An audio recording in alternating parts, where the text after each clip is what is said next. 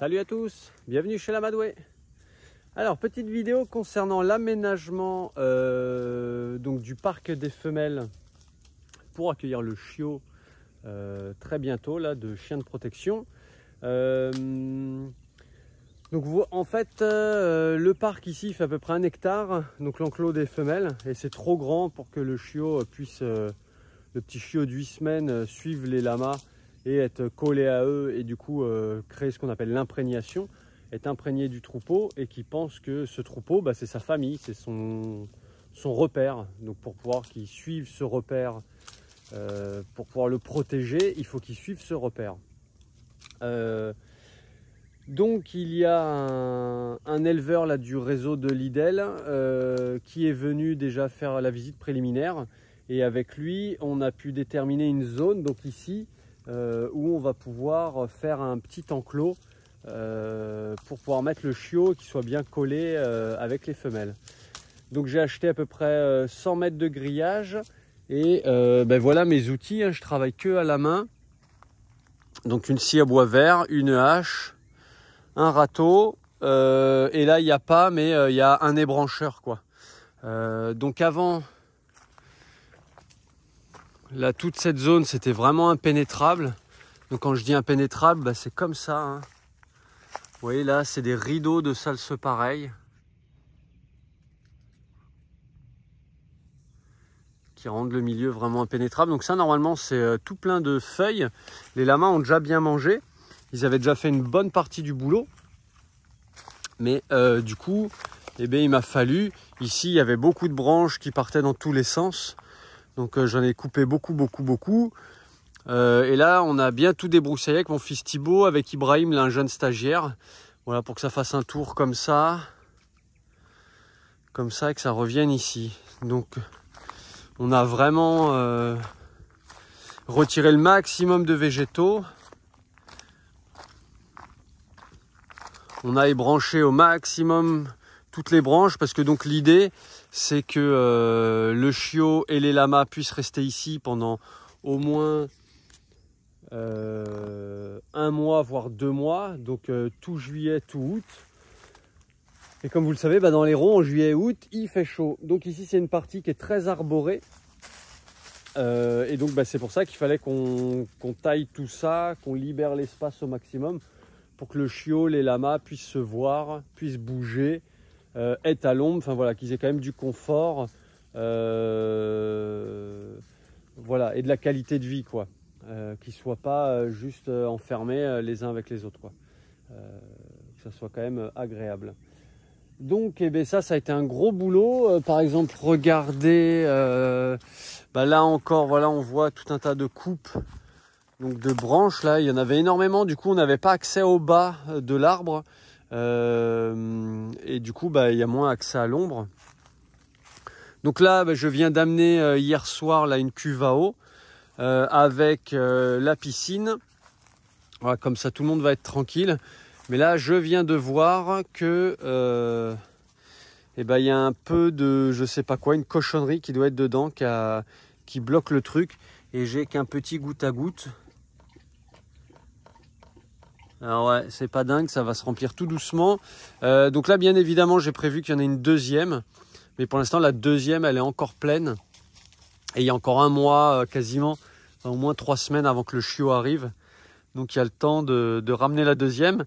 Mais comme ça me permet déjà de préparer. Tout ce qui est fait n'est plus à faire. Et d'habituer les lamas à venir boire ici, à ce que voilà, les choses changent et sans tout bouleverser quoi. Ici, on a fait une genre de haie sèche. Alors vraiment vite fait, hein.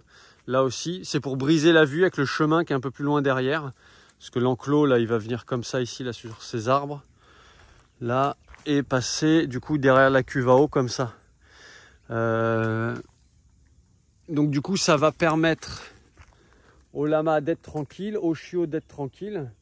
Donc s'il y a des gens qui veulent venir voir le chiot, voilà, vous ne pourrez pas les voir en fait, vous ne pourrez pas vraiment les approcher, et c'est pas ça du tout l'idée. L'idée c'est vraiment de le laisser tranquille, qu'il s'imprègne du troupeau. Et donc si vous voulez voir les chiots, appelez-moi, on prend rendez-vous, on fait une visite comme on ferait avec les lamas, Et là, on va voir les chiots de manière efficace, cohérente et bienveillante pour tout le monde, quoi. Parce que donc l'idée, c'est que ces chiots ils soient vraiment éduqués, donc à la présence d'humains avec moi, à ma présence à moi, etc. Et sans après aller croquer le premier randonneur, le premier vététiste qui passe. Donc pour ça, il y a tout un protocole à suivre et une éducation à mettre en place.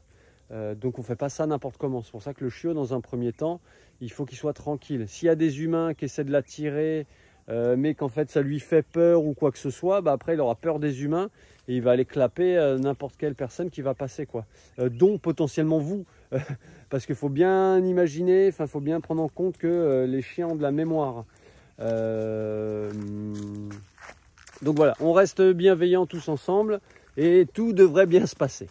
Voilà, en tout cas, je fais tout pour. Donc voilà, tout ça, ça va être toute la zone qu'on a débroussaillée. Ils vont être là. Et là, donc, j'ai construit le petit refuge.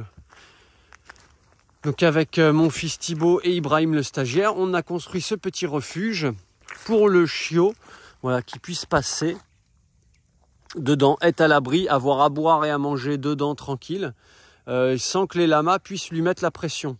C'est-à-dire que les lamas, il ne faut pas qu'ils puissent passer la tête et que leur grand coup lui mette de la pression. S'il a un peu peur ou s'il veut s'isoler, qu'il puisse s'isoler et sans être dans la panique et dans la fuite. Donc si vous trouvez que c'est un petit peu à l'arrache, vous avez totalement raison. L'idée, c'est que ça va être vraiment temporaire. Dans un idéal, peut-être que ça va durer, qu'il aura besoin de ça quelques jours ou quelques semaines. Mais en théorie, il ne devrait pas avoir besoin de ça pendant les 2 mois. Donc déjà, cet enclos ici va être temporaire, mais ça va être encore plus temporaire. En théorie, si tout va bien, au bout de quelques jours, il ira plus dedans et on le retrouvera dormir avec les lamas, quoi. Et peut-être même collé à eux, quoi, ou en tout cas très proche. Donc c'est ça vraiment l'idée. Mais pour ça, il faut, voilà, comme je dis, il y a un protocole. Donc je me suis formé là pendant 2 jours avec l'IDEL, l'Institut de l'élevage, voilà, par des professionnels, hein, des éleveurs professionnels qui travaillent en zone loup avec des chiens de protection. Et on ne fait plus comme les légendes qu'on disait avant, ouais, tu prends le chiot, tu le jettes dans le troupeau et puis tu le touches pas, tu l'appelles pas, tu fais rien avec lui. Mais donc du coup le chiot, enfin le futur grand chien de 60 kg, il n'est pas capable de venir vers le maître, il n'est pas capable d'aller chez le vétérinaire, de monter dans un camion et puis il clappe tout ce qui bouge. Donc ce n'est pas ça l'idée, vous aurez compris. Donc voilà, cette petite... hop, je vous montre un peu plus en détail. Voilà, il y a plusieurs endroits où il peut passer. Voilà, et tout en étant à la fois réfugié, donc les lamas ils vont pas pouvoir passer la tête et leur grand coup par-dessus pour lui mettre la pression. Il va pouvoir être tranquille et tout en étant ici, il est au milieu, quoi. L'enclos il va passer comme ça. Là devant les végétaux qu'on a mis aussi, il y aura le grillage. Donc ici, il a une vraie place centrale. Il pourra surveiller tout d'ici et dès qu'il sera à l'aise, et bien tout ça, je vais le démonter, quoi. Donc c'est du fil à foin recyclé, tac tac, un petit coup de couteau partout, clac clac clac, et en 5-10 minutes, c'est réglé, quoi. L'idée, c'est pas de faire un truc étanche. Si on y met des barrières vraiment étanches ou des murs, ou une vraie palissade en bois, ou voilà, et ben les lamas, il n'y aura pas d'interaction. Là, l'idée, c'est qu'ils puissent se mettre un petit peu à l'écart, qu'ils puissent se réfugier, mais qu'ils puissent quand même se sentir, se voir, et que les lamas et le chiot puissent commencer à créer du lien en étant un peu chacun chez soi. Et quand il sera à l'aise, eh ben, il va sortir, il va aller les voir, les renifler, etc. et dormir à côté d'eux, quoi. Et du coup, ce carnivore va se mettre à protéger des herbivores parce que ce sera ces herbivores, donc cette nouvelle famille, sera son seul repère. Bien sûr, il y aura moi. Plus tard, il y aura les chiens de conduite. Mais voilà, là on demande vraiment le chien de protection, c'est ce qu'il y a de plus compliqué dans tout l'univers des chiens. Donc il y a 3 grands types de chiens, on va dire. Les chiens de chasse, donc il y a plein de sous-types dedans. Les chiens de conduite, pareil, il y a des sous-types, mais moins que les chiens de chasse. Et les chiens de protection. Là, les chiens de protection, c'est vraiment complexe. Dans le sens où voilà, on demande, comme je disais, un carnivore de protéger des herbivores. Ce qui est totalement paradoxal. Voilà, et ben la cagnotte donc Mimosa, je vous mettrai le lien dans la description, dans les commentaires. Eh bien, ça progresse. Alors, pas aussi rapidement que je le pensais, mais voilà, chaque chose en son temps. Là aussi, il y a eu la fin de mois. Je sais que pour beaucoup de gens, c'est quand même financièrement compliqué. Parce que donc, je rappelle, pour ceux qui ne suivent pas forcément les vidéos, les chiens de protection, normalement, sont payés par l'État, par la PAC, la politique agricole commune, via l'Europe. Hein. Donc les chiens sont pris en charge, les croquettes, l'accompagnement technique, etc., etc. Mais les éleveurs de lama et d'alpaga, on n'est pas éligible aux aides, quoi. Et donc ça, c'était pas du tout prévu au programme sur la projection de la ferme là, sur 5 ans. Ça n'était pas du tout prévu au programme. Donc c'est pour ça que je demande un petit soutien, un petit coup de main par rapport à ça, quoi. Voilà, quoi dire de plus? C'est tout. Là, voilà, il va me rester à poser toute la clôture là ici. Ça va être encore du gros boulot. Ramener une autre cuve à eau ici quand elle sera vide, la mettre en place et surtout la charger en eau. Et comme ici, on n'a ni eau ni électricité, c'est compliqué. Mais ça se fait. Et après, il va y avoir toute l'installation du chiot chez les mâles, parce que donc ici, on est chez les femelles. Le chiot chez les mâles, il va être sous l'abri et dans le corral, donc il y a un peu moins de travail, quoi. Mais je vous montrerai aussi. Et voilà, encore une fois, si vous voulez venir les voir, demandez-moi. On fait ça bien dans les règles de l'art. On ira voir les chiots ensemble. Voilà, quand ce sera le moment opportun. Là, il faut qu'il y ait plusieurs semaines où ils soient tranquilles, qu'il n'y ait que moi et à la rigueur mon fils qui viennent les voir, quoi. Voilà, donc si vous voulez soutenir ce projet, allez sur le lien Mimosa, regardez de quoi il s'agit un peu plus en détail. Et voilà, chacun a sa petite mesure, hein.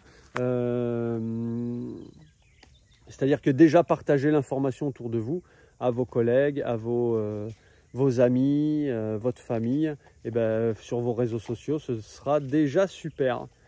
Voilà, malheureusement, voilà, je fais cette petite vidéo, mais les lamas ne sont pas là. C'est pas grave, ils sont plus loin, tranquilles. Il n'y a que le chien qui est avec moi. Allez, je vous fais des bisous. Je vous dis à très bientôt pour d'autres vidéos et des nouvelles des chiots, parce que je vais aller les voir bientôt, je crois d'ici 15 jours. Si je dis pas de bêtises, je vais aller leur rendre visite. Voilà, et si vous êtes sage, non je plaisante, je vous ferai une petite vidéo là-dessus. Allez, des bisous, à très bientôt. Ciao, ciao.